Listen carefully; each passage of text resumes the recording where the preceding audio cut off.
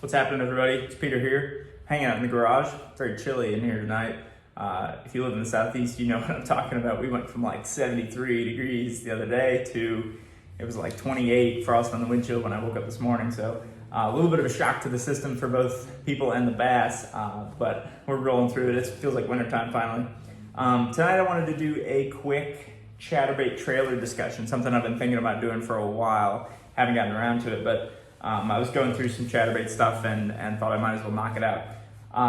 My Chatterbait system is pretty simple, keep it pretty basic, and I see a lot of people screwing up their Chatterbaits by putting the wrong trailers on them, so I wanted to give you my take on how to fish a Chatterbait with the proper trailer. So I'd say 70% of the time I'm fishing a Chatterbait, I use a Zoom Super Fluke as the trailer. And I've had friends and people in the boat with me tell me that it's too big or you know, overwhelming or whatever. I don't think that's the case at all. I mean, fish eat a fluke anyways. Heck, fish eat, you know, big 8-inch swim baits. So I don't think this is overwhelming at all to a bass. I think it's a perfectly matched kind of size, really nice taper of the body, really good bait fish profile as it's coming through the water. And I use this on, I use a Super Fluke on all sizes of Chatterbaits, from the little 1/4 ounce all the way up to, I believe this probably a 1/2 ounce here, 5/8. And I think it just matches it really, really well. But the big key, I think, that people miss on Chatterbait fishing is you don't want a trailer that's gonna mess up the action of the blade. What makes a Chatterbait so deadly is that blade and the action it provides, the thump it puts through the water, and then therefore the action it imparts on your skirt and trailer. And if you put something that's like super bulky or has action of its own, it's gonna counteract that action of the blade. Like, for example, if you put a big thick Kayak on there, like a ribbed original Kayak, or even worse, a fat Kayak, a Kayak fat or swing impact fat or whatever they call them, or any of those, you know, ribbed paddle tail lures, you're gonna screw up the action of the blade, because you've got this monster wobbling, you know, big swinging side to side paddle, and these ribs, which create so much resistance themselves, that what you end up doing is, while the tail's thumping like this, the blade is moving quite a bit faster, and they sort of have this counteracting effect, and you can feel it. If you throw one of these on the back of the Chatterbait and you're reeling it along, you can tell the difference 100% from if you just throw a straight tail trailer on there, like a Zoom Fluke or a Zoom Super Fluke. It makes a really big difference in terms of just the thump that it puts out, and you get a really, really nice knock out of your Chatterbait if you just put something straight and simple on there like that. So for dark colors, light colors, if I'm wanting to imitate a bait fish, a Zoom Super Fluke is my #1 choice. I don't think there's really any other trailer I'd go to, except maybe, rarely, and if you're a big paddle tail fan, you can do it. It's this happens to be a Kayak Easy Shiner. Strike King makes a nice one too. Can't remember what they call that, but something a little bit more subtle. I mean, look at the difference here. Obviously a much, much different bait. Much smaller tail on the Easy Shiner, no ribs. It's going to not impede the action of your Chatterbait significantly. One tip I can give you on the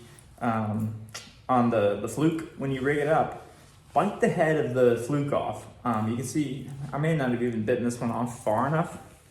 You can't really see that. But see how I've kind of flattened the top of the head so that it snugs right up against the skirt collar? I think that's really critical. Just take your pair of scissors, or use the Lord scissors, your teeth, and just bite the head of the thing off so that it sits flush up against the trailer. It also takes a 1/4 inch or 1/2 inch off the length, makes it fit really nicely on there.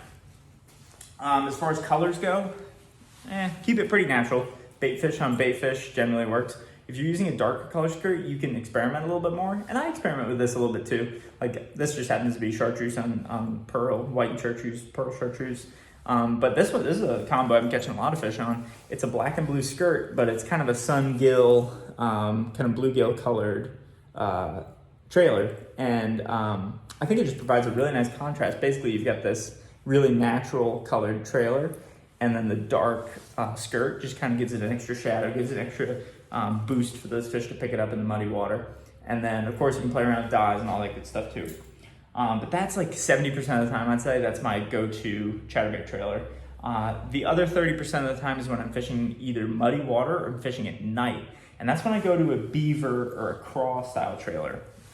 And I like a Zoom Z craw a lot because these little flappers don't do a ton to impede the action of the bait. The other one I really like is this Bruiser Baits bed intruder. Again, you can see it's got like basically no flapping action to it. It's just a straight-tailed crawfish profile. And I think it just adds a little bit of bulk. You can see it's a little bit thick through there, but it's thin this way, so it doesn't impede that side-to-side action too badly. Another sneaky trick, actually, we'll save that for another video. Sub this up so you can get that tip when it comes around. But Zoom Z-Craw tends to work really well. The ribs, I'm kind of hit or miss on the ribs, but in the muddy water, a little bulk, a little profile doesn't exactly hurt. But that's if I'm wanting to imitate sort of a crayfish bumbling through the bottom or a bluegill and fishing in muddy water.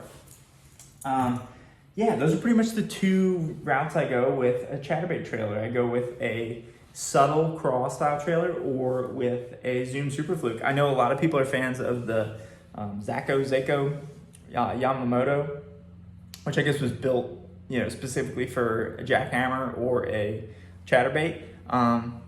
I've thrown it occasionally, but I've had no better luck on it than I have on Zoom Super Fluke. And another advantage of the Zoom Super Fluke is you can sling this thing. I mean, everybody knows how far you can throw a fluke. Add a ½ ounce of head on that, and you can just haul this thing out there. So it's nice to be able to really sling your bait out with that combo.